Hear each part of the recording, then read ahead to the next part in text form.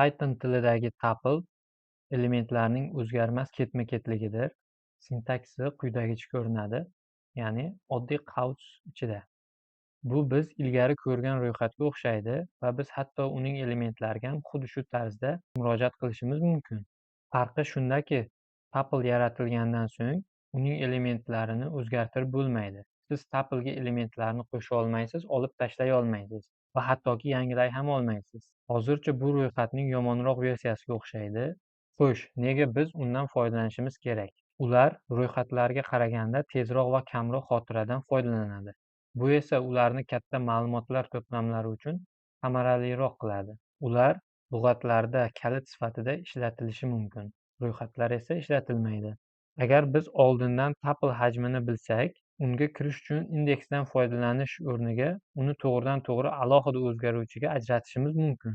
Bu usul ochish yoki tarqatish deb nomlanadi va Python sintaksisi orqali quyidagi misolni keltirish mumkin. Shu sababli Python funksiyalari uchun tupleni ma'lumotlar turi sifatida qaytarish odatiy holdir. Lug'atni qayta ko'rib chiqayotganimizda elementlar funksiyasini eslaysizmi? Bunda biz bir necha qiymatni qaytarishimiz kerak edi. Setlar yana bir juda foydali ma'lumotlar tuzilmasidir.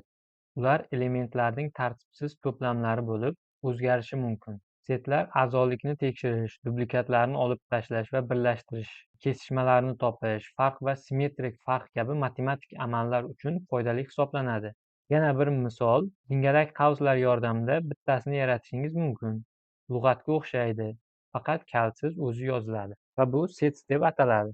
Ular ro'yxatlar yoki tuplelarga o'xshaydi, ammo asosiy farq shundaki, to'plamdagi barcha elementlar noyobdir. To'plam ichida bir xil elementlardan ikkitasi bo'lishi mumkin emas. Setlar elementlarni qo'shish yoki olib tashlash uchun turli xil funksiyalar bilan birga keladi. Agar siz allaqachon setda mavjud bo'lgan narsani qo'shishga harakat qilsangiz, hech narsa bo'lmaydi, ya'ni u setga qo'shilmaydi. Xo'sh, setlar nima uchun foydali? U biz uchun qanday muammoni hal qiladi? Keling, ularni barchasini misollar bilan ko'rib chiqaylik. Biror narsa set ichida joylashganini tekshirish juda oson. Boshqa to'plamlar bilan o'xshashliklar yoki o'xshamaydigan elementlarni tekshirish ham juda oson. Masalan, mening sevimli mevalarim seti bor deylik.